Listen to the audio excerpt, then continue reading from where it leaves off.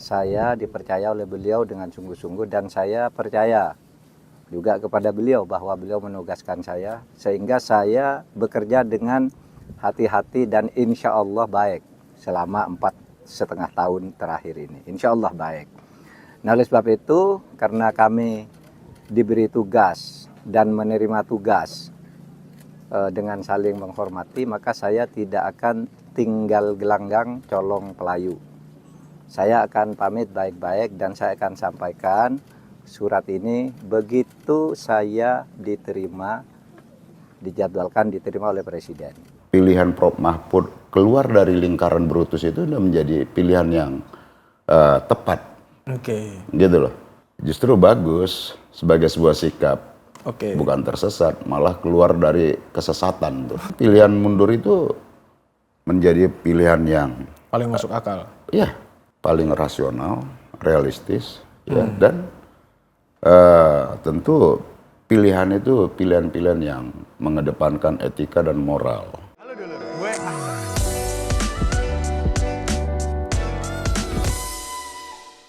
Halo dulur, gue Hasan. Selamat datang lagi di Think Tank. Kita bareng Bang Masinton Pasaribu. Iya, San. Thank you. Orang paling terkenal di Jaksel dan sekitarnya. Ampun gitu ya. Gimana Bang?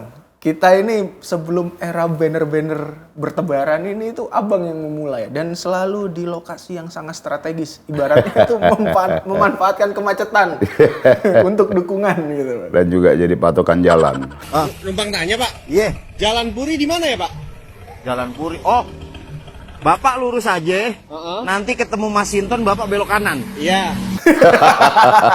Jadi kita membantu pengguna jalan agar tidak tersesat. Nah, bicara tersesat nih Bang. Ini Ini kayaknya juga ada yang berita yang menarik, barusan banget, yaitu soal Pak Mahfud MD. Pak Mahfud ini mengundurkan diri dari kabinet secara resmi, udah ngomong tinggal ngasih surat katanya. Nah, ini apakah benar bahwa dikatakan kalau di medsos sih tadi ngelihat udah banyak, wah Pak Mahfud ini tersesat nih sampai mundur katanya gitu. Gimana Bang? justru bagus sebagai sebuah sikap. Oke. Bukan tersesat, malah keluar dari kesesatan tuh. Kesempatan ya. Iya kan? Iya benar-benar. Daripada berada di lingkaran Brutus, ya lebih bagus kan keluar. Bagusnya keluar. Iya dong, daripada bersama Brutus yang terbukti mengkhianati reformasi, demokrasi, dan juga mandat rakyat itu. Jadi pilihan Prof. Mahfud keluar dari lingkaran Brutus itu sudah menjadi pilihan yang tepat. Oke. Gitu loh. Dia di jalur yang benar, bukan di jalur sesat lagi lah. Oh ibaratnya. iya, udah di jalur yang benar lah. Karena apapun ya Brutus itu ya pasti bukan hanya menyesatkan, Oke. dia juga mematikan. Tapi kemudian kalau kita menimbang secara politik gitu Bang. Ini kan banyak yang bilang, sebenarnya bukan yang banyak bilang, indikasinya udah jelas lah. Aparatur dan segala macam itu akan banyak digerakkan gitu kan untuk kemenangan 02 lah katakanlah di sini, dan Pak Mahfud ini posisi yang strategis sebenarnya kan untuk membendung itu dari dalam sebagai Menko Polhukam. Ketika dia mundur gimana tuh Bang? Kan kita harus pahami dulu tuh tugas Menko. Oke. Iya kan Menko itu kan dalam undang-undang kementerian itu dia kan cuma mengkoordinasi aja, sinkronisasi gitu ya. Enggak, Menko itu tidak punya instrumen untuk melakukan tugas-tugas yang eksekutorial gitu. Mengeksekusi, melaksanakan langsung gitu ya. Menko itu adalah yang ditugaskan oleh Presiden untuk membantu Presiden mengkoordinasi tugas-tugas teknis. Tapi pelaksana teknisnya kan bukan di Kemenko. Di menteri-menteri bawahannya. Ada di instansi-instansi bawahan yang memiliki instrumen baik anggaran, personil, dan juga peralatan. Oke. Nah jadi dengan situasi hari ini menurut saya kalau itu sudah tidak lagi berjalan dengan nurani menteri tadi atau Pak Mahfud contohnya ya sebagai Menko Polhukam, ya memang pilihan mundur itu menjadi pilihan yang Paling masuk akal. ya paling rasional, realistis, ya, dan tentu pilihan itu pilihan-pilihan yang mengedepankan etika dan moral. Oke. Kan itu juga disampaikan, beliau menyampaikan terima kasih pada Pak Jokowi yang sudah mengangkat beliau sebagai menteri yang membantu tugas-tugas presiden gitu kan. Dan penyampaiannya juga ya sangat beretika dan penuh hormat gitu ya. Walaupun berbeda dalam sikap begitu. Saudara, kenapa saya harus mengambil momentum penting untuk menyampaikan langsung ke Bapak Presiden, Pak Jokowi? Karena saya dulu diangkat dengan penuh kehormatan dan kepercayaan. Saya dipercaya oleh beliau dengan sungguh-sungguh dan saya percaya juga kepada beliau bahwa beliau menugaskan saya sehingga saya bekerja dengan hati-hati dan insya Allah baik selama 4,5 tahun terakhir ini. Insya Allah baik. Nah, oleh sebab itu karena kami diberi tugas dan menerima tugas dengan saling menghormati, maka saya tidak akan tinggal gelanggang colong pelayu. Saya akan pamit baik-baik dan saya akan sampaikan surat ini begitu saya dijadwalkan diterima oleh Presiden. Nah, jadi menurut saya apa yang dilakukan oleh Prof. Mahfud itu ya kita harus apresiasi dan hormat serta respect gitu ya, bahwa beliau punya sikap tegas. Nggak mungkin berada di dalam kungkungan lingkaran Brutus nih. Yang sudah mengabaikan nilai-nilai demokrasi, etika dan moral publik gitu ya. Jadi menurut saya ya pilihan keluar dari lingkaran Brutus itu adalah bahwa nurani seorang menteri ya sedang bekerja untuk kebenaran tadi itu. Jadi tuduhan juga nih Bang, kalau misalkan banyak yang tersebar dari, terutama dari kubu 02 lah, bahwa langkah-langkah ini itu kayak semacam demi elektoral aja gitu. Kenapa nggak dari kemarin-kemarin gitu kemudian. Abang nanggepin itu gimana? Ya karena bagi mereka politik itu ya dihitung dengan angka-angka elektoral gitu loh. Ya. Padahal politik itu kan tidak melulu persoalan elektoral. Iya kan? Iya. Nah, ketika politik maknanya diturunkan dengan angka-angka elektoral, itu yang bahaya begitu. Dia mengabaikan prinsip yang mendasar tuh, etik dan moral. Moral. Gitu. Iya sih, benar. Itu jadi ingat ini sih. Dulu ada penulis tuh Mahbub Junaidi tuh kan bilang bahwa politik ini ya jembatan. Ya iya. Untuk menyaring suara-suara kaum marginal bisa biar sampai gitu kan ke pusaran kepentingan kekuasaan. Betul. Politik sebagai jembatan, maka jembatannya itu kan harus dilandasi etika dan moral tadi. Dilandasi dengan nilai-nilai kebenaran. Hari ini kan kalau kita lihat, kalau kita analogikan politik sebagai sebuah jembatan, hari ini jembatannya bolong-bolong tuh. Gitu loh. Bahkan mau putus tuh. Karena apa? Karena itu tadi, politik itu tidak lagi dilandasi etika, moralitas gitu loh ya. Politiknya ya hanya dihitung lewat angka-angka elektoral tadi tuh. Iya kan? Benar. Nah itu, jadi dia menyempitkan makna politik tadi itu. Politik untuk publik bergeser menjadi politik untuk melanggengkan kekuasaan. Hanya sedikit orang lah, kroni-kroni mungkin gitu ya, di sekitaran situ gitu Bang ya. Nah, balik lagi ke soal mundurnya Prof. Mahfud Bang. Ini akan punya dampak nggak sih kepada pemerintahan Pak Jokowi? Apalagi kemarin itu misalkan Mas Hasto gitu kan sempat bilang soal sedang terjadi fragmentasi di kabinet. Iyalah, kabinetnya nggak pernah rapat lagi loh udah. Udah nggak pernah rapat Bang? Ya karena presidennya jadi ketua umum tim sukses, kapan rapat? Iya. Iya kan? Lebih milih makan bakso. Iya lebih banyak makan bakso, kampanye, bagi-bagi bansos, keliling daerah, bahkan bansos itu juga digelar kayak kelontongan tuh, yang diobrol di depan istana, depan pagar istana itu kan mendegradasi simbol-simbol istana itu sebagai simbol kekuasaan. Oke. Iya kan? Iya. Itu kan ya jadi kayak pasar loak aja tuh, pasar loak sembako. Iya. Padahal sembako itu kan sembako yang dibiayai oleh negara. Bantuan sosialnya negara. Bukan bantuan sosialnya Brutus itu. Bukan dari duit kantong pribadi orang per orang lah artinya. Iyalah dari pajak rakyat. Dari ya orang kita ikut ngebahasnya kok. Iya, iya. Ngomongin tadi kan kemudian berarti akan ada dampaknya dong ke pemerintahan Jokowi dengan mundurnya Pak Mahfud sebenarnya. Ya pasti berdampak lah.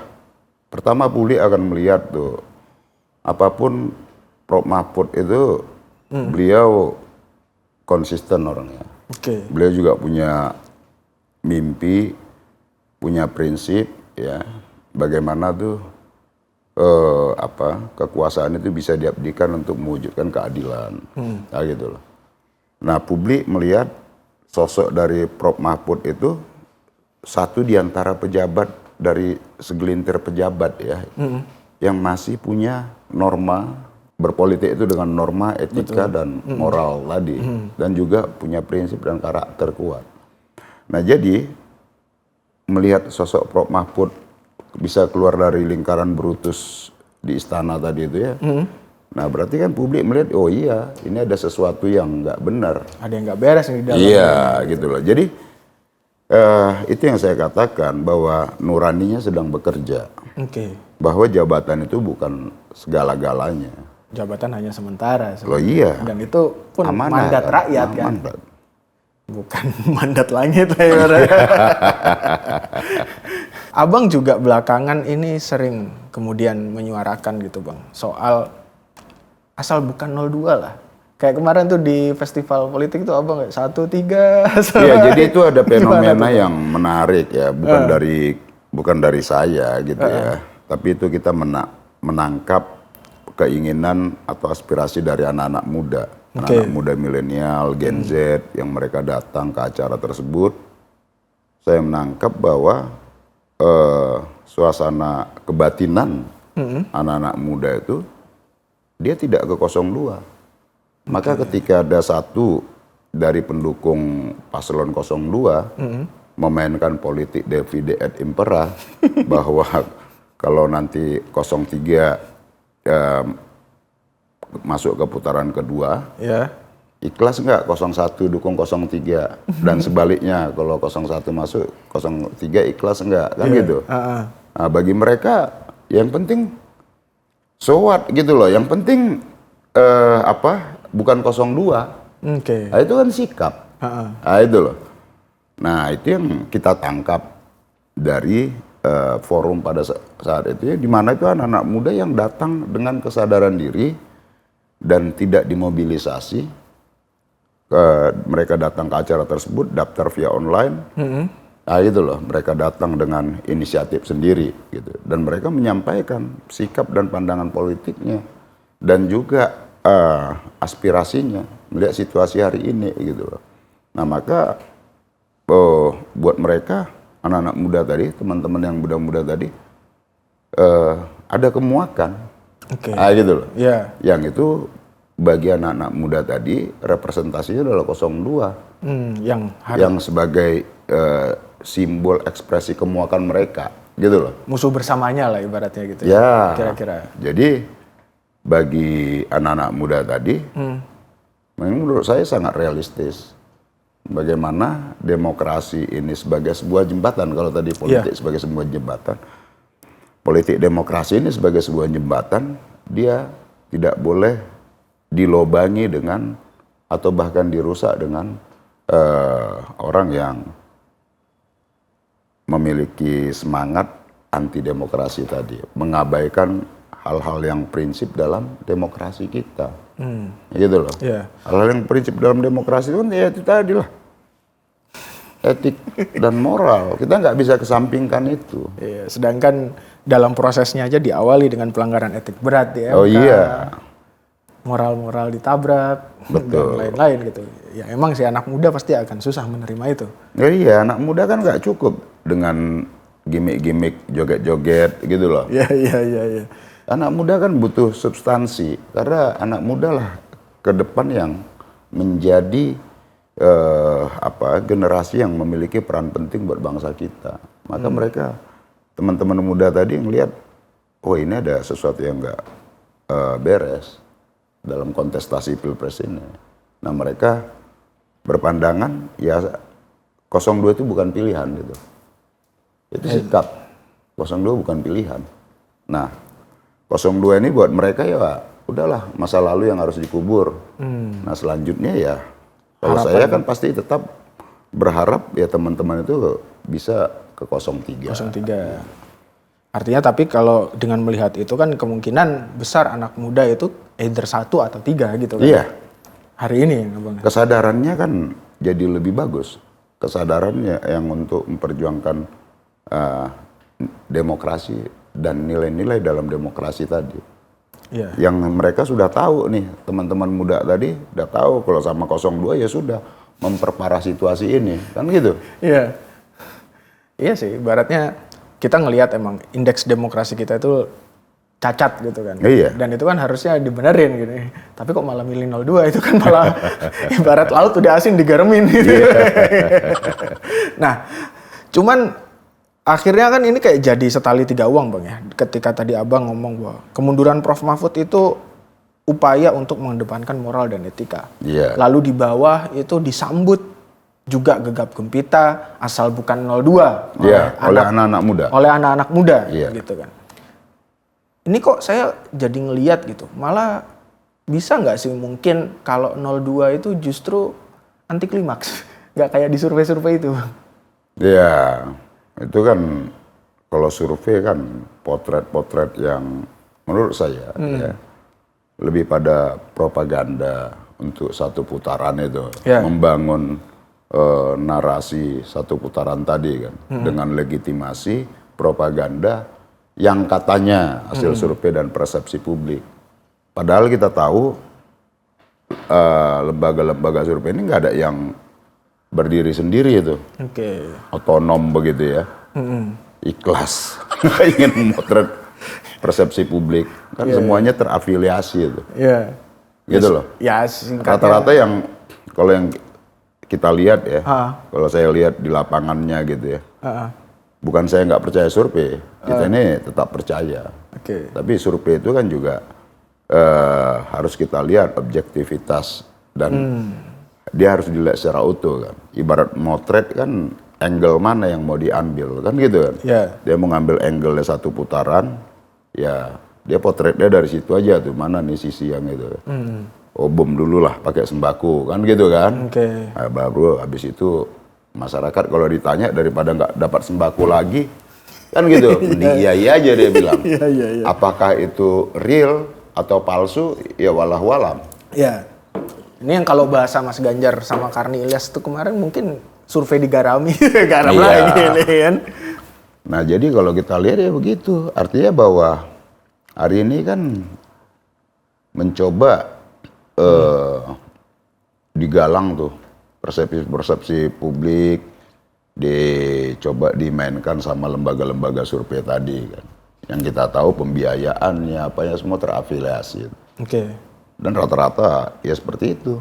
Tapi itu kayaknya akan susah juga mengubah persepsi masyarakat sebenarnya kan. Iya susah. Ya orang dikasih sembako dulu habis itu survei. Kalau dia bilang enggak, ntar ya di bawah ya, Iya, masyarakat iya. bawah. Ah. Dia kan wah ini kayak sensus gitu kan. Kalau saya bilang enggak, nanti saya besok putaran berikutnya saya enggak kebagian nih. Kira-kira gitu loh. Kira-kira gitu ya. Iya kan. Nah itu kan persepsi juga tuh. Ya makanya dia bilang aja iya aja tuh. Daripada pusing-pusing. Daripada pusing ya. Iya kan. Soal di ntar nggak TPS kebagian. lain lagi. Iya, TPS lain lagi kan gitu. Nah, cuman kemudian gini Bang, ini juga tapi masih banyak kemudian yang menyaksikan PDI Perjuangan gitu kan. Itu dengan gerbongnya 01 gitu, berkomunikasi dan lain-lain. Itu ada nggak sih Bang sebenarnya yang kayak gitu? Komunikasi itu? Komunikasi informal lah. Informal ya. Informal. Pertemanan gitu loh. Melihat situasi hari ini. Kan gitu. Melihat situasi hari ini ketemu loh kok pemilu ini jadi begini. Kira-kira gitu lah. Oke.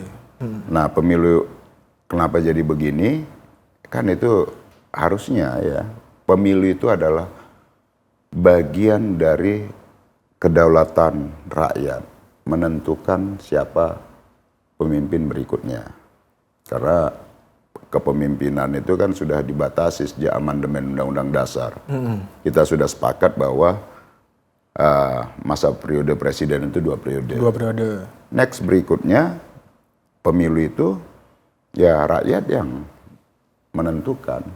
Nah, tetapi kemudian menjadi sumber utamanya adalah yang selalu saya katakan puncak gunung esnya adalah putusan MK itu. Puncak gunung es. Ya, puncak gunung esnya di sana ketika terjadi perubahan aturan. Iya kan? Ya, merubah aturan usia aturan dari 40 kemudian boleh di bawah 40 asal pernah dipilih. Dan itu memang pengguna dari putusan itu adalah Gibran. ponakan dari Paman Usman. Hakim Ketua MK. Hakim Ketua MK. Iya. Dan juga yang notabene adalah putra presiden, di mana Ketua MK adalah ipar dari presiden. Ipar dari presiden. Jadi kan nepotismenya di situ. Nah, puncak gunung esnya di situ, sehingga kemudian kita melihat dan kita merasakan ya suasana pemilu saat ini berbeda dari pemilu sebelumnya. Nah, gitu loh. Ya. Nah, kenapa? Karena kemudian karena putusan MK, sejak putusan MK itu kemudian lahirlah beberapa kejanggalan-kejanggalan. Iya kan? Yang umpama ASN yang seharusnya netral kemudian Ada dimobilisasi. digerakkan, nah dimobilisasi. Kemudian kepala desa, bantuan sosial negara dikapitalisasi. Seolah-olah atas nama Jokowi padahal itu Iya, rakyat. begitu loh. Iya. Nah, kemudian kita lihat juga di berbagai daerah ya, ada yang dipanggil-panggilin apa segala macam, upaya untuk mengarahkan ke salah satu paslon, yaitu paslon yang melanggar etika berat tadi itu. Nah, jadi pemilu seharusnya sebagai sarana ya kedaulatan rakyat tadi berubah menjadi pemilu sebagai sarana pelanggengan kekuasaan. Nah, jadi itu yang berubah itu. Membuat pemilu ini menjadi tidak happy. Penuh intimidasi. Ah, gitu loh. Penuh manipulasi. Jadi ada nuansa dan rasa seperti itu di lapangannya. Kemudian kan kita ngelihat gitu Bang, dengan segala hal yang kayak begini, orang ini jadi banyak yang tersadar gitu. Kalau kemarin-kemarin itu orang pada ribut bahwa Jokowi ini kok diperlakukan sebagai petugas partai gitu oleh PDI Perjuangan gitu kan. Tapi setelah tidak jadi petugas partai malah begini. Udahlah, itu sebenarnya upaya-upaya untuk mendiskreditkan PDI. Oke. Iyalah. Jadi coba tuh dijadiin coba victim, playing victim, kemudian dibangun narasi seakan-akan nih PDI tidak menghormati. Padahal Bu Mega itu sangat menghormati, PDI Perjuangan sangat menghormatin, kayak gitu loh. Nah, jadi narasi-narasi itu yang dibangun menurut kita tuh ya tendensinya memang politik. Nah, kalau kita melihat ya, ini bukan yang berdiri sendiri sih. Kalau saya selalu menyampaikan itu bahwa persoalan DMK tadi itu bukan berdiri sendiri itu. Itu skenario lama tuh. Skenario lama itu. 2021 politik pelanggangan kekuasaan itu ya. 2021 sudah dimunculkan tuh 3 periode. Oke. Ini 2021 ya. Iya. Gitu loh. Bahkan tuh udah dilobi partai-partai, beberapa partai-partai gitu ya. Tentunya minus PDI. Oke. Ya, beberapa tuh coba mengkaji di MPR ya, bagaimana mengutak-atik konstitusi bisa 3 periode. Termasuk perubahan GBHN dan Ya, gitu-gitu. tapi itu kemudian mental. 2022, nah digarap tuh penundaan pemilu setengah periode. Oh iya. Buka aja dokumennya itu Ya, semua. ada waktu itu. Golkar, ya, kemudian PAN dan juga PKB udah declare tuh. Nah, kemudian 2023, nah ini tertolak nih ya. Lagi-lagi karena nggak ada 3 dukungan periode PDI. tertolak, penundaan pemilu tertolak, kemudian melipir main MK untuk meloloskan anaknya presiden tadi. Oke. Nah, artinya apa? Bahwa politik pelanggengan kekuasaan ini berjalan dan diskenariokan dari sejak kita COVID. Nah, itu loh. Memanfaatkan ke apa ya? Iya, situasi pada saat COVID itu. gitu kan. Dan Masyarakat kemudian nggak kelengahan lah. dan kemudian ya Ha. digunakanlah tuh hasil-hasil survei tadi ya dengan tingkat kepuasan publik yang sangat tinggi terhadap kinerja presiden yang disebut dengan approval rating tadi itu. Nah, itu mau digunakan untuk tingkat approval rating yang tinggi tadi itu mau digunakan untuk merekayasa pelanggengan kekuasaan tadi. Oh, ini rakyat masih suka kok. Oke. Gitu loh. Iya. Ha. Tapi harusnya kalau secara logika approval rating itu 80% ya, dan Pak Jokowi misalkan yang udah terang-terangan gitu dukung Pak Prabowo, apalagi ada anaknya, suaranya kan harusnya udah tinggi banget, ini kan tidak. Dia Harusnya udah 80% juga 80% juga gitu. Iya kan? Ini nggak naik-naik tuh. Ini Iya kan? menunjukkan rakyat sudah pintar kan Kan sebenarnya. dikawinkan. Harusnya kan 100 kalau 100. di atas kertas Di nih atas ya. kertas. Perolehan 2019 2000 pemilu 2019 lalu Pak Prabowo dan Pak Jokowi harus 100%. Ya, 55, Oke deh, 45. hitung deh split pendukung partai dan lain-lain. Split 35 sampai 40. Artinya kan masih ada aman di angka 60. Tapi kan sekarang kalau kita lihat tuh survei nggak nembus dari 45 tuh. Itu. Iya kan? Iya benar. Padahal udah berbagai instrumen digunakan, instrumen kekuasaan, ya kan? Iya. Dan juga mengklaim bantuan sosial negara tuh pakai APBN. Survei nggak naik-naik tuh, padahal dulu Pak Prabowo sendiri aja udah 47,2%, 47, sekian persen iya. tuh, iya kan? Nah itu kan terjadi kepanikan luar biasa saat ini kan di Istana Brutus tadi itu. Apalagi ditambah Pak Mahfud mundur, lebih panik lagi dong harusnya. Ya menurut saya begitu. Jadi itu yang membuat situasi hari ini ya pemerintahan sebenarnya udah lumpuh ini, nggak ada kerja nih. Udah lumpuh ya. Lah iyalah, kita lihat tuh, Pama tugas harusnya bantuan sosial negara tadi itu kan harusnya ditanganin oleh Menteri Sosial tuh. Iya, tapi Hari ini dihandle tidak langsung. dilibatkan. Iya kan? Bahkan digelar tuh di depan pagar istana tadi itu kan. Pedagang eceran. Iya. Nah itu loh. Padahal meskipun alasannya ini sudah melibatkan Badan Pangan dan Bulog karena El Nino dan lain-lain gitu kan, cuman yang punya data DTKS itu kan Mensos. Yalah iya. Harusnya kan di situ tetap stakeholdernya, Iya, leading sektor. artinya kan yang disampaikan ini kan nggak tepat sasaran tuh. Iya itu. Iya kan? Kalau berdasarkan data gitu ya. Karena nggak punya data nih yang nyampaikan ini. Iya. Ya datanya kira-kira mana yang bakal bisa diajak milih tuh. Iya kan? Bener juga, bisa masuk akal, Lah masuk iya. akal juga. Ya, jadi ini nabrak-nabrak aturan nih. Artinya malah kita harusnya patut curiga Bang ya, bahwa bansos ini bukan murni untuk bantuan sosial. Karena Iya, tidak kalau saya melibatkan sih mending diaudit nanti itu yang dibagi-bagi presiden itu. Kalau nggak sesuai data, penyelewengan. bisa diaudit. Lah iyalah, audit aja tuh. Oh, karena ini bukan bagian dari COVID ya. Kalau COVID kan di undang-undangnya kan nggak Nah bisa. iya. Jadi di luar Ini kan COVID udah bisa. by data harusnya. Mana nih orang miskinnya yang harus menerima kan gitu kan, bukan asal bagi nih. Iya. Iya kan? Kalau asal bagi, ya itu ya jadi sebagai alat politik kan dia. Oke. Nah, ini Bang. Terakhir kita balik ke hal yang pertama tadi soal kemunduran Prof Mahfud ya kan. Abang tadi ngomong bahwa Istana Brutus itu udah lumpuh gitu kan.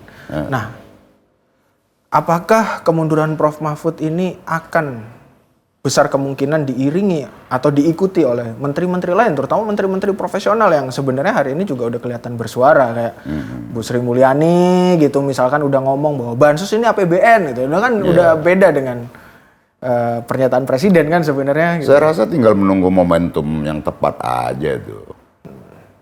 Menteri-menteri ini kan juga memiliki hati nurani lah, dan nuraninya itu sedang bekerja saat ini. Nah tinggal kapan memutuskan untuk menyampaikan itu loh izin ke presiden untuk berhenti. Kalau menurut abang sebelum pemilu atau setelah pemilu kira-kira? Menurut saya setelah pemilu kayaknya. Setelah pemilu bang. Setelah pemilu. Jadi ketika suasana mungkin udah agak tenang atau gimana tuh kalau setelah pemilu? Ya saya nggak tahu ya. Mungkin cari timingnya bisa juga sebelum pemilu. Bisa juga. Kalau sebelum pemilu orang pasti kan tetap dikait-kaitkan politik sebelum dan setelah. Iya kan? Benar-benar. Ya, itu loh. Tapi Tapi sebagai sebuah sikap, menurut saya perlu. Karena itu tadi kuncinya hati nuraninya sudah bekerja. Iya, Dan ini bukan hanya menteri mungkin kayaknya. betul. Sampai masyarakat ke bawah, anak muda yang asal bukan 02. Oke bang, thank you Bang Masinton. Oke. Udah Thank you, mampir Bang. di Think Tank, semoga mau mampir lagi ke depannya. Siap. Thank Ya, you. harus bersama-sama kita selamatkan demokrasi. Kita sama-sama selamatkan mandat rakyat dari kaum brutus yang menginjak-injak dan melanggar nilai-nilai demokrasi, etika, dan moral. Mari kita tos dulu. Tos dulu bang. Untuk demokrasi. Menangkan Ganjar Mahfud. Untuk demokrasi, untuk etika, dan moral. Siap.